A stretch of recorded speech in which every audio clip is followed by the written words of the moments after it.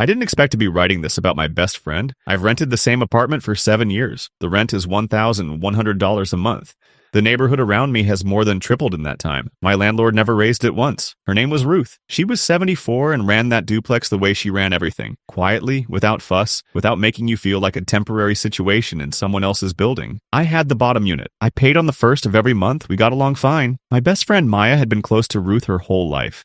We met in college, stayed close through everything after that. 15 years. She had a spare key to the building before I even moved in, and I gave her one to my unit after the first year. She used it freely. Sometimes I'd come home and find her already inside, making coffee, having decided she needed somewhere to decompress. I never minded. Once she said the apartment felt more like hers than mine. She meant it as a compliment. I took it that way. I work as a paralegal at a civil firm downtown. Steady job, work I'm good at. 3 years ago, I passed a real estate law certification through the firm's continuing education program. Filed it, mentioned it to my supervising attorney, went back to work. Never brought it up with Maya. Also through the job, I developed a habit of saving everything. Emails, agreements, correspondence, receipts. Not suspicion, just how the work trained me. I kept the same habit at home without thinking much about it. I moved into this apartment the week my divorce finalized. I was 31. I brought almost nothing. At some point in the first month, I built a small shelf in the kitchen. Measured it wrong, hung it slightly crooked. Kept telling myself I'd fix it. Never did. That shelf is still there. Last October, Ruth had a health episode. The family started making decisions on her behalf. Maya stepped in to handle building things, temporarily, she said, like it was a small project that had landed in her lap. She texted me about it once and didn't follow up. Then she called and said, "My aunt's putting the building in my name. Just wanted you to hear it from me first." She sounded like she'd won something. For the first 2 weeks, nothing changed. Maya sent a brief text saying she was getting up to speed on the property stuff and asked me to let her know if I needed anything. I said sure. We didn't talk much after that, which wasn't unusual. Then a letter arrived from a company called Meridian Property Group. It explained they had been engaged to perform a routine assessment on behalf of the new owner and requested access for an inspection the following Tuesday. I hadn't agreed to an inspection. The letter noted that 48-hour notice was standard under the management agreement. I texted Maya. She said it was just standard stuff they do when someone takes over, don't stress. The inspector came on Tuesday. He was thorough. At the end, he handed me a printout, 3 items: a cracked grout line along the bathroom tile, a loose outlet cover in the kitchen, and a bedroom window he described as having a non-functioning latch. I walked him back to the bedroom and opened and locked the window while he was still holding his clipboard. He made a note and said he'd update the report. 3 days later, I received another letter from Meridian. It listed the inspection findings and noted the property was being evaluated for strategic repositioning. The letter used phrases like below area median value and portfolio optimization. It did not use the word rent anywhere. That night, I went on Airbnb and typed in my street address. The listing was already live. Bright ground floor unit in a quiet residential duplex. Full renovation underway, available spring. The photos were of the neighborhood, the coffee place on the corner, the park 2 blocks north. No interior shots yet, but the address and the listing details matched mine exactly.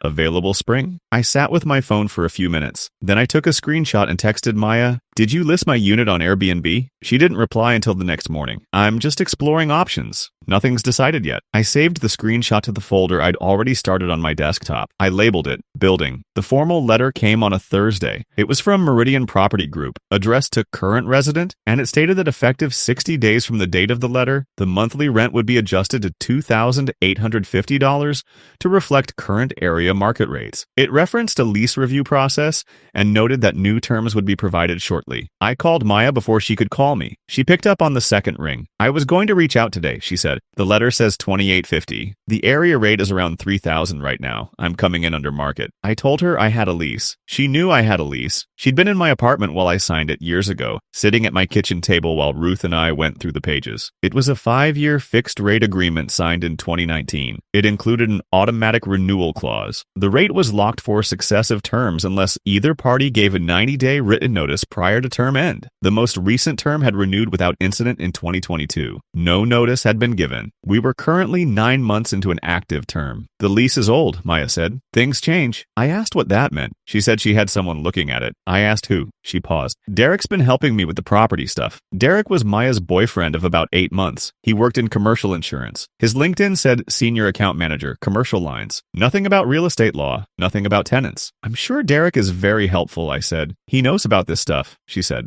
"Just let us finish the review." After the call, I took out the original lease and read through it twice. notice. The auto-renewal clause was unambiguous. The term was current. No valid termination notice had been issued. I photographed every page and emailed the scans to both my personal account and my work account. Then I printed a copy and put it in a manila envelope at the back of my filing drawer. The folder on my desktop now had 3 items in it: the inspection letter, the Airbnb screenshot, and the rent notice. I added a 4th, the lease scans. Then I waited to see what Derek had found. 8 days after the rent notice, a city housing inspector knocked on my door at 9:40 in the morning. He had a clipboard and a reference number. Someone had filed a complaint with the housing department about the unit. He said he was there to follow up. I let him in. He went through the apartment methodically. He found the same cracked grout line in the bathroom. He noted the outlet cover, which I had already replaced with a new one the week before. He photographed the replacement anyway. He looked at the bedroom window for a long time before testing the latch himself.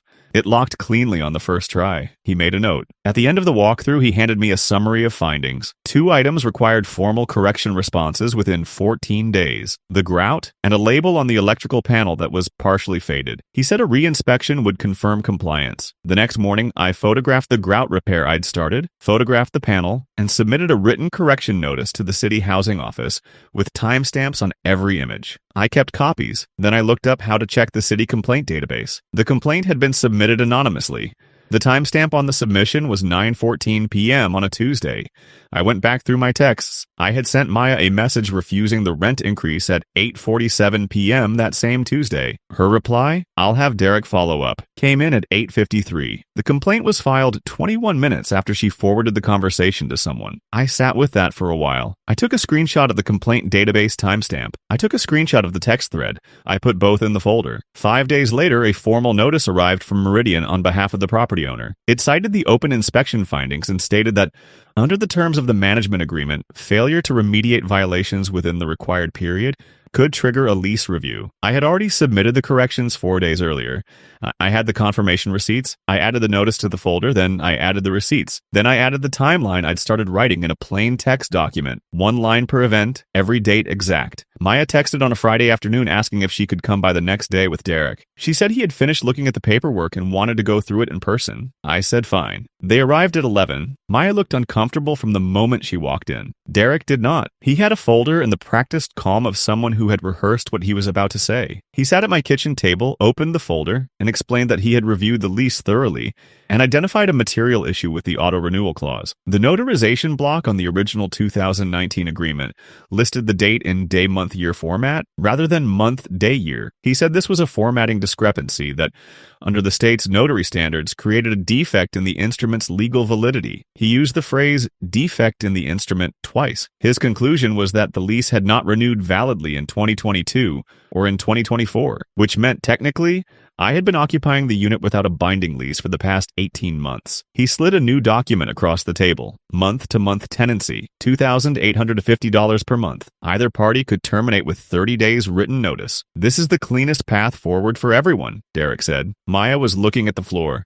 I picked up the new lease and looked at it without saying anything. Derek said I had until Friday to sign. When I didn't respond immediately, he added, "We'd prefer to handle this between friends." After they left, I sat at that table for a while. Then I opened my laptop and pulled up the state notary code. The notary code had a section on date format and acknowledgement blocks. It explicitly stated that both month-day-year and day-month-year were acceptable forms, and that a discrepancy in format did not constitute a defect in the instrument provided the date itself was unambiguous. The date on the 2019 lease was unambiguous. Derek had either not read that section or he was counting on the fact that I hadn't. The next morning, a 60-day notice to vacate arrived by certified mail. It cited lease invalidity due to the notarization discrepancy. It included a copy of Derek's summary as supporting documentation. I signed for the envelope. I scanned the notice. I added it to the folder. Then I started writing. I work with contracts every day. I read leases the way some people read menus, looking for the thing that doesn't belong, the clause that's doing more work than it should. It's not a skill I advertise. It's just what I do. 3 years ago, my firm offered continuing education hours through a real estate law certification program. I had availability in my schedule. I took the course.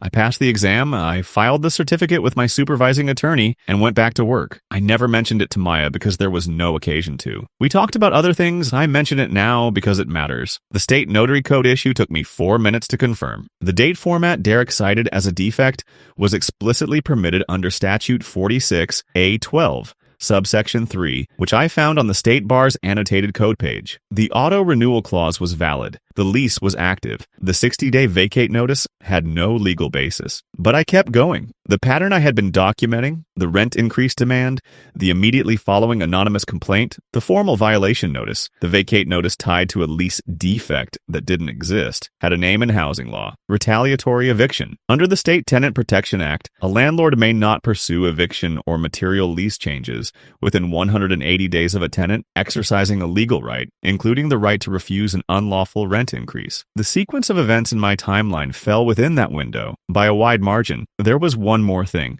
Short-term rental operations in the city required a host license filed with the housing authority. I checked the city's license registry. The address appeared in no active or pending filings. The Airbnb listing had been live for at least 3 weeks at that point. Operating without a license was a violation, per unit, per day. The listing was still up. I confirmed it that night. I opened a new document. I spent the next 2 hours writing a formal complaint letter. It cited the valid lease, the retaliatory eviction statute, the timeline of events with exact dates, and the unlicensed short-term rental operation. I attached the lease scans, the rent notice, the complaint database screenshot, the text thread timestamps, the Airbnb listing URL with the date stamp, and the vacate notice. 7 years of rent receipts went in last. I had all of them. I sent 3 certified letters on the same morning. One to Maya personally at the address listed on the management agreement, one to Meridian Property Group, one to the City Housing Authority. Each letter was identical in content. Each included the same 47-page attachment. 2 days later, Maya posted on Instagram, "Excited to finally start the spring renovation on my investment property. Big things coming." She had tagged the neighborhood in the location field. The Airbnb listing had been updated that same week. The availability date now read April 15th. My vacate deadline was April 3rd. I added both screenshots to the folder. I noted the dates. On Tuesday of the following week, I got a call from a number I didn't recognize. It was a representative from Meridian Property Group. She said the company was calling to inform me that they were no longer providing management services for the property at that address, effective immediately, and that any future correspondence regarding the unit should be directed to the owner directly. She was professional and brief. She did not say why. I thanked her and hung up. I knew why. A formal retaliatory eviction complaint copied to a property management company creates exposure for that company. Meridian had run the numbers and decided Maya's duplex was not worth the liability. The housing authority sent a written acknowledgement of the complaint 4 days after I filed. They noted the short-term rental operation and stated that the property address had been flagged for a licensing review. They also confirmed that an open complaint regarding retaliatory eviction had been recorded under the case reference number they provided. I wrote the case number on a sticky note and put it on the inside cover of my lease folder. I had not called Maya. I had not replied to the vacate notice. I had sent the letters and then gone back to work. That Friday, the Airbnb listing for my address went offline. I checked it twice to be sure. Then I closed my laptop and went to bed at a reasonable hour for the first time in 3 weeks. Derek called me. He used Maya's phone, which I found out when I answered. He said Maya was open to honoring the original lease going forward if I was willing to withdraw the housing authority complaint and not pursue the matter further. He said it in a neutral tone, like he was presenting a reasonable resolution to a scheduling conflict. He used the phrase "going forward" twice. I asked if that offer was in writing. He said he could put something together. I said I'd need it in writing before any conversation about withdrawing anything, and that my attorney would need to review it. Then I said goodbye and hung up. I had already contacted an attorney the week prior, a colleague of a colleague who handled tenant cases. She reviewed the full file in 2 days and sent me a proposed counter. The terms were straightforward. The original lease honored in full for its remaining term and all successive renewals. Rent fixed at $1,100. Maya responsible for 3 months of documented harassment damages plus my legal fees. Total out of pocket for Maya, just under $4,200. The counter went out on a Wednesday. By Friday afternoon, Maya had signed it, transmitted through Derek's email address, without a phone call or a message of any kind. The housing authority complaint remained open for another 6 weeks. During that period, the city confirmed the Airbnb listing had been operating without a license for 31 days and issued a notice of violation. I was not a party to that action. It was between Maya and the city. Meridian Property Group never came back. The spring renovation Maya had posted about did not happen. April 15th came and went. I was in my apartment. The unit above me was quiet. Maya and I have not spoken since Derek's call. I don't have a clean feeling about how this ended. She was my first call for 15 years. I know that's over. I don't think she does yet. The shelf in my kitchen is still crooked. I fixed the grout line myself, a Saturday in March. No photographs. Some things you fix because they need fixing. Some things you leave exactly where they are. I like it that way. If that one stayed with you, there's more. Subscribe so you don't miss the next one.